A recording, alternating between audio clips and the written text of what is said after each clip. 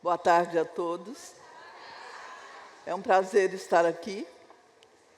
E o que eu quero conversar com vocês, eu quero contar uma história. Dizem que as pessoas, quando vão envelhecendo, elas gostam de contar histórias.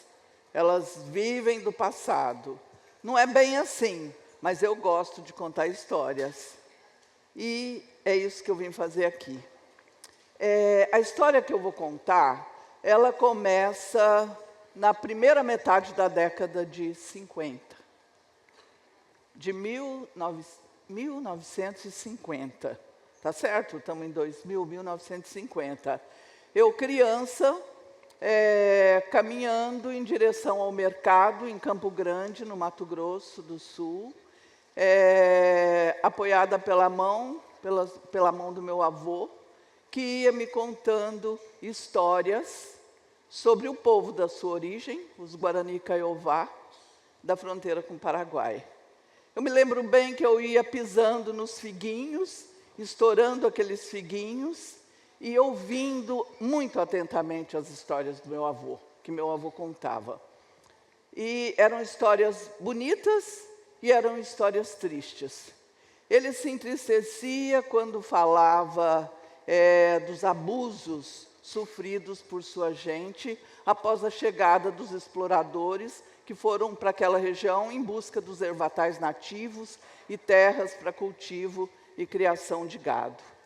Mas ele falava sobre a beleza da cultura daquele povo, do seu povo de origem, da cosmovisão, e aquilo me encantava. E depois ele falava na tristeza com que tudo aquilo havia sido, de alguma maneira, destruído. E as palavras do meu avô, elas ficaram dentro de mim. Elas marcaram a minha vida. E elas determinaram uma parcela do que se constitui na batalha de toda a minha vida, que é a questão indígena.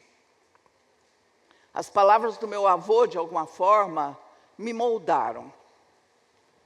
E com esse sentimento, que oriundo de todas essas histórias, com essa convicção, eu cheguei à universidade, onde conheci professores e expoentes na luta pelas questões indígenas, como o saudoso professor Acari, eu acho que vocês não conhecem, Darcy Ribeiro, os irmãos Vilas Boas e outros expoentes nessa luta. Essas pessoas me ajudaram a entender a dimensão da dívida histórica que esse país tem para com seus povos originários. A partir daí, algo muito forte se instalou dentro de mim, que era a vontade de conhecer a Amazônia. E isso passou a me chamar de uma forma muito, muito ardente.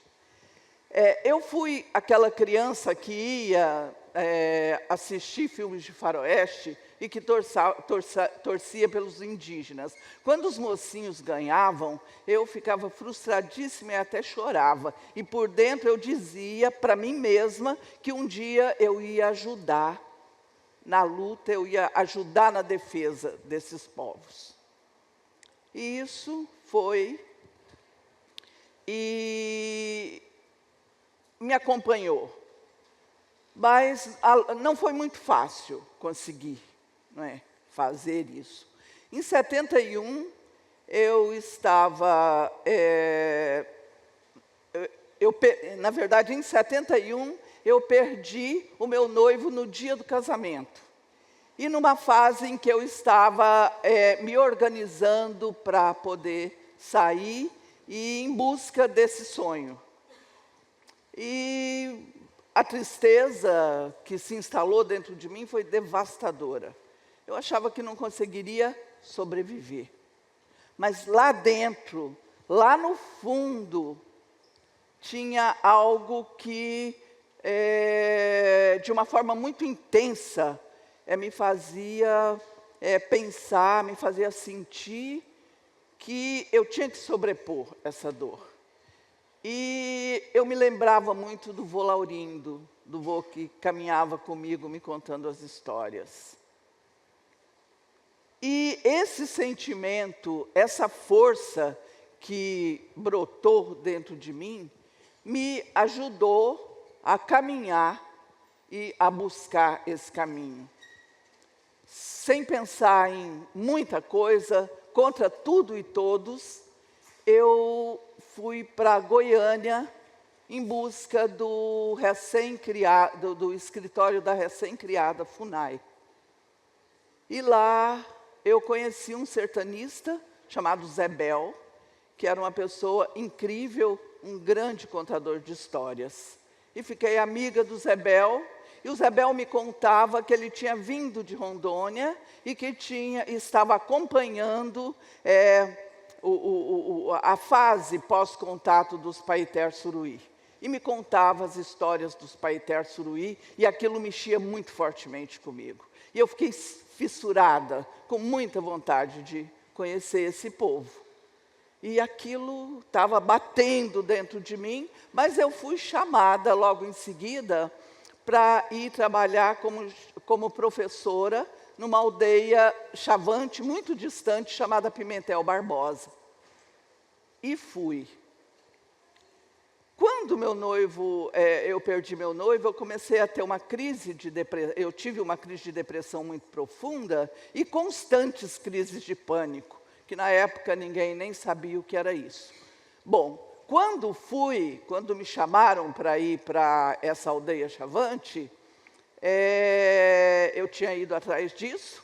Eu entrei num teco-teco da FUNAI, não sei se vocês sabem o que é teco-teco, e fui. E me lembro que no caminho eu tive uma crise de pânico horrorosa. Falei, eu tive que, sabe, eu não sei como que eu continuei, como que eu não pulei daquele avião, mas é terrível, não é? Mas eu enfrentei isso, e quando o avião se aproximou da aldeia, e eu vi aquela aldeia imensa, eu vi a grandiosa Serra do Roncador, e toda aquela maravilha, eu ganhei forças para ficar. E cheguei na aldeia e realmente tudo era muito, muito diferente. E foi muito desafiador para mim, porque eu, na verdade, não sabia falar absolutamente nada a língua chavante. Era uma aldeia muito distante. Eu fui para ser professora em uma escola que não tinha absolutamente nenhum recurso, e eu não tinha a mínima orientação para começar a trabalhar nessa escola. E como eu vou fazer? Eu busquei inspiração no meu passado. Eu acompanhava minha mãe, que era uma excelente alfabetizadora, desde criança. E eu me inspirei ali, na minha mãe. E a escola não tinha recursos, a escola não tinha lápis, não tinha caderno, não tinha absolutamente nada. Mas tinha giz e tinha um quadro, uma lousa num galpão.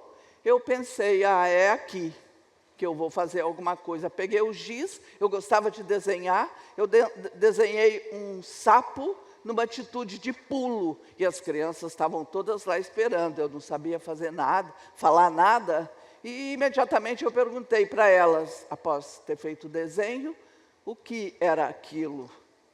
E ouvi um coro de vozes infantis, o tissarontó. E eu, do maior entusiasmo, gritei, o sapo pula! E foi incrível, porque as crianças começaram a brincar, eu também, e foi aquela algazarra de gritos, o tissarontó, o sapo pula, o tissarontó, o sapo pula. E aí foi dada a largada.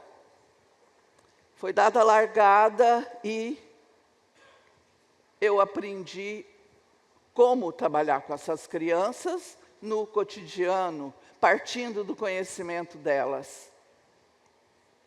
E essas crianças, eu sentia que elas me amavam muito, e eu também as amava. E elas demonstravam isso cotidianamente. e eu também. Depois de um tempo ali, eu ganhei um nome chavante, Pecitó, e me orgulhei muito, ganhei um nome chavante. E as crises de pânico magicamente sumiram da minha vida. E eu senti que o que eu fazia ali, que a satisfação que aquilo me dava, que a alegria com aquelas crianças, que o amor que eu sentia e que dedicava, eles me davam forças para continuar, e eles preencheram o oco, o vazio no meu coração. E eu vivi com esse povo em torno de 2 anos e meio. Após isso, eu tive que voltar para minha casa, por uma questão familiar, e a vivência com o Chavante não saía da minha cabeça. Não saía, mas surgiu a oportunidade de ir para Rondônia, e eu fui para Rondônia.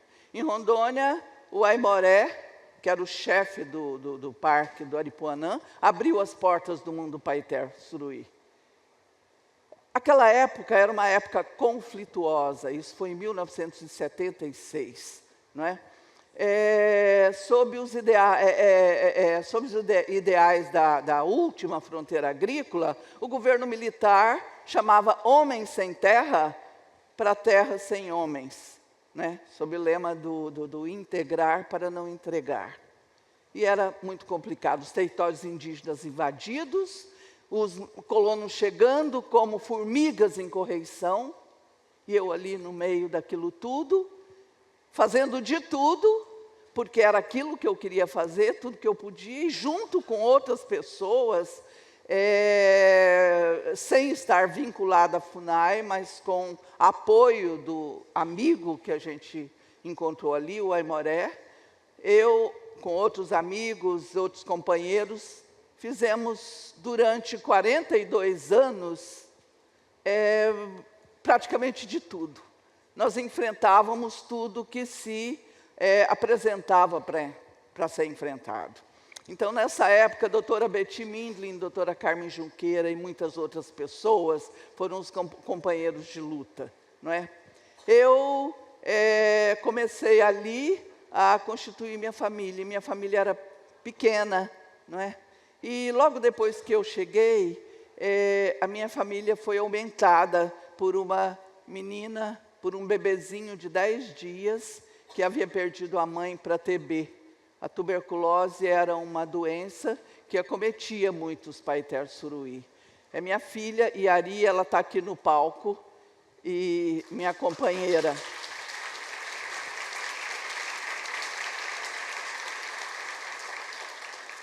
E a minha vida se mesclou com a vida do Suruí, intensamente, nesses 42 anos. A Iari já está com quase 50. E o tempo passou, o tempo vai passando, e os desafios nos territórios indígenas, eles existiram, existem e vão continuar existindo. Então, nós enfrentávamos uma série de coisas, mas os próprios desafios, eles vão se alterando no decorrer do tempo, não é? E foram 42 anos ali, naquela batalha. E, de repente, o movimento indígena começou a ganhar seu protagonismo no mundo, né? A questão indígena vem sendo vista de uma outra forma, os desafios continuam, mas os indígenas se fortalecendo e ganhando o mundo. Ganhando o mundo, o mundo. Indigenistas da velha guarda, como eu, vão tendo que se reinventar. Então, a gente foi se reinventando. Eu não tinha mais o pique, né, para fazer as coisas que fazia. Faço um pouco ainda, mas de ir para as aldeias de qualquer jeito, de dormir de qualquer jeito, enfim, né? E há coisa de mais ou menos uns 10 anos atrás, lá pelos meus 65 anos, eu tive assim o grande prazer de reencontrar um amigo muito querido, chamado Beto Borges, diretor de um programa chamado Comunidades e Governança Territorial. E esse encontro me possibilitou a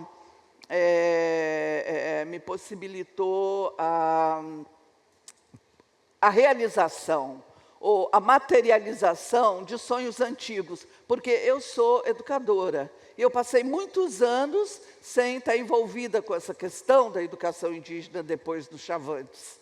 E se afigurou essa possibilidade, né, num momento em que os territórios indígenas continuam sofrendo pressões violentas, não é? E que as mudanças climáticas estão aí, não é? A gente tem falado bastante sobre isso, e os territórios indígenas, atualmente, na verdade sempre foram, mas os territórios indígenas, eles são muito pressionados, de todas as formas, não é? E a possibilidade que se afigurou era de, efetivamente, poder trabalhar com as escolas indígenas, trabalhar com as crianças, assim, numa interação com as escolas, numa interação com a rede pública, não é?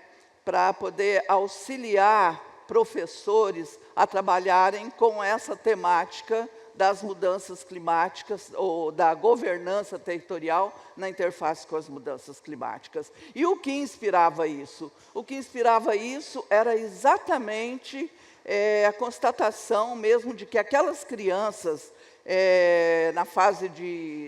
na segunda fase de ensino fundamental e adolescentes, eles serão os próximos e muito perto, gestores de seus próprios territórios. Eles serão os imediatos gestores de seus territórios, né? Então, eles precisam mesmo, porque eles vivem com um pé dentro do território e um pé fora do território. Então, eles precisam valorizar os seus costumes, valorizar os conhecimentos tradicionais, mas, ao mesmo tempo, eles precisam conhecer tudo isso que vem de fora e que determina a pressão em seus territórios, não é? E a gente percebia que a educação escolar indígena, ela não focava muito nisso. Os materiais são materiais que vêm de fora, são materiais da rede pública de ensino, e o que nós conseguimos fazer foi preparar um material e começar a preparar professores, e no contexto da preparação dos professores, nós começamos a pensar na produção de materiais próprios para cada um dos povos que estavam por ali. Aí já não era mais Suruí apenas, não era só a terra indígena 7 de setembro. Aí era um rol de prática de 8 territórios indígenas. Aí começamos a trabalhar com professores de 8 territórios indígenas e produzir materiais próprios para cada um desses professores, privilegiando a interculturalidade, ou seja, valorizando os conhecimentos tradicionais, partindo dos conhecimentos tradicionais, né, e buscando o equilíbrio com os conhecimentos científicos, né, especialmente relacionados com a questão das mudanças climáticas. E assim foi. Produzimos esses materiais e, juntamente com o apoio, em perfeita sintonia com a rede pública da região, com professores indígenas, com lideranças e outros colaboradores, esses livros foram para as escolas, não é? Eles foram para as escolas e vêm sendo intensamente utilizados pelos professores e pelas crianças. E cada livro é cada um, porque cada povo tem uma cosmovisão diferente. Cada povo explica, por exemplo, as mudanças climáticas de uma forma diferente, porque eles acabam se baseando, muitas vezes, nos sinais da natureza. Então, todas as vezes que eu vou para uma escola, todas as vezes que eu vou, essa daqui sou eu, no Chavante, quando eu saí do Chavante. E esses daí são meus aluninhos chavantes, do Uti Sarontó, a escola Todo Mundo da Esteira. Bom, voltando, E todas as vezes que eu vou para a escola, para as escolas, e isso aqui é na terra indígena Zoró, e vejo professores e crianças utilizando os materiais que a gente produziu com os professores com muito carinho, meu coração bate mais forte. Bate muito forte. E eu tenho certeza que valeu a pena. Eu tenho certeza que essas crianças e esses adolescentes, daqui a pouco tempo, quando eles estiverem tendo condições de serem os tomadores de decisão, eles vão seguramente estar ajudando a sustentar o céu, para que não aconteça a queda do céu, né? Como diz o Davi Copenau. Então, é basicamente isso, essa história que eu queria contar para vocês, né? Mas antes de terminar, eu queria dizer que, assim, eu tenho aprendido muito mais do que ensinado. Eu tenho me nutrido de muito conhecimento nesses 52 anos de vida relacionada intensamente com os povos indígenas. E aqui eu quero agradecer de coração meus grandes mestres, e isso me emociona muito. Apoen Chavante, Anine Suruí, Itabira Suruí, Pedro Arara, Mangarnogan Suruí, Ailton Krenak e muitos outros. Quero agradecer de coração a todos os meus amigos, companheiros de luta e que, de uma forma ou de outra, vão contribuindo para que a relação desse mundo em que a gente vive, né, com o mundo dos povos indígenas, seja mais respeitoso, mais digno, né, e que contribua para que essa questão que eu falei no início, da dívida histórica que o Brasil tem para com os povos originários, que ela seja minimizada. E quero também dizer que, e que gostaria que todos pudessem me ajudar nisso, que a gente desse um grito aqui contra o marco temporal. 1, 2, 3, não ao marco temporal! Muito obrigada.